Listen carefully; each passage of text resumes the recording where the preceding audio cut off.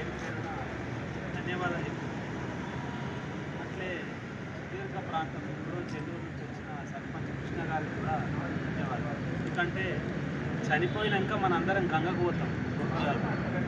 కానీ ఇక్కడ ఒక వర్ధంతి ఏనికి ఆయన అంత దూరం నుంచి వచ్చినట్టు మనం భావిస్తున్నాం.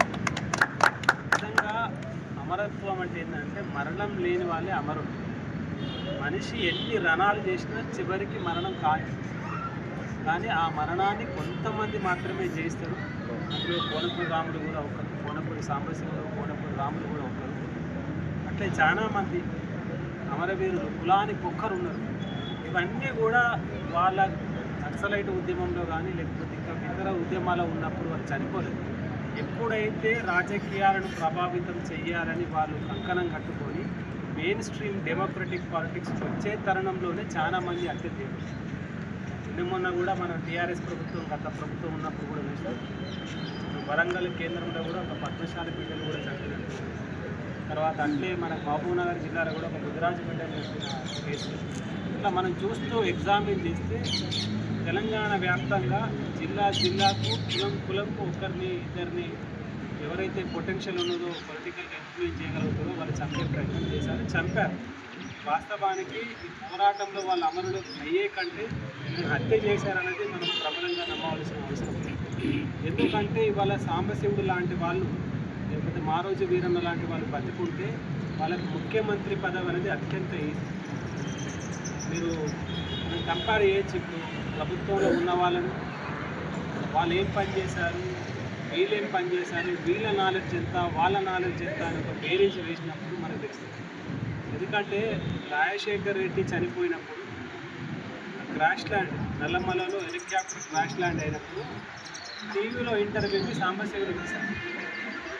అప్పుడు అందరూ ఎక్స్పర్ట్స్ మొత్తం అందరూ ఏం చెప్తున్నారంటే లేదు రాజశేఖర్ రెడ్డి క్రాష్ ల్యాండ్ అయినా హెలికాప్టర్ తిరిగి వస్తుందని చెప్తున్నారు.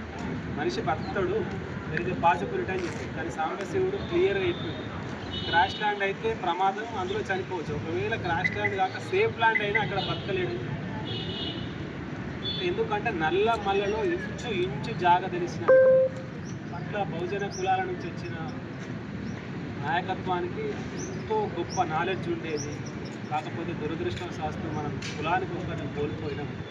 ఇక్కడ నుంచి విద్యార్థులందరూ కూడా వీళ్ళ అమరత్వాన్ని కీర్తిస్తూ మొత్తం కొత్త నేను చాలామంది పిహెచ్డి స్కాలర్లకు ఫస్ట్ నేను వస్తే ఈ అమరత్వం మీద జరిగిన ఈ అమరత్వ వీరుల మీద ఖచ్చితంగా ఒక పిహెచ్డి రావాలి. పిహెచ్డి రాలే, మీరు గమనించండి. చాలామంది విద్యార్థులు కూడా ఉన్నారు, ఎవరు కూడా పిహెచ్డి చేయరు. వెల్లి లలిత కావచ్చు, మారోజు వీరన్న కావచ్చు, సాంబశివుడు కావచ్చు, లేకపోతే పండుగ సాయన కావచ్చు, ఇట్లాంటి వాళ్ళ పేరు మీద సాలిడ్ రీసెర్చ్ అనేది మనకు ఎక్కడ కూడా లేదు. కాబట్టి ఇప్పటికైనా విద్యార్థులు మనం మేల్కొని వీళ్ళ మీద ఒక సైడ్ రీసెర్చ్ చేస్తూ రెండొక సైడ్ ఏంటంటే వీళ్ళు చెయ్యని పని మనం చేయాలి. సామాజిక తెలంగాణ కోసం చాలా కలలు కన్నారు. కానీ అప్పుడున్న పరిస్థితుల వల్ల స్టేట్ రిప్రెషన్ వాళ్ళు ఇప్పుడు అంతకంటే ఎక్కువైంది. అయినప్పటికీ కూడా తెలిసే హోప్. ఆ హోప్ ఏంటంటే ఉస్మానియాని యూనివర్సిటీ విద్యార్థులందరూ కూడా తెలంగాణ పెద్ద కొడుకు పాత్ర తీసుకోవాల్సిన తరుణం ఏర్పడింది.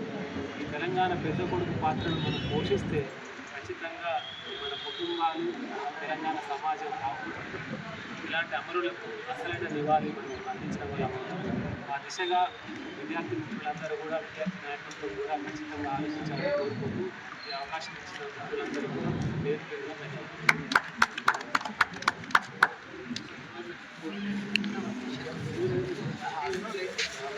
జోహార్ మారోజు వీరన్న, జోహార్ సాంబశివ.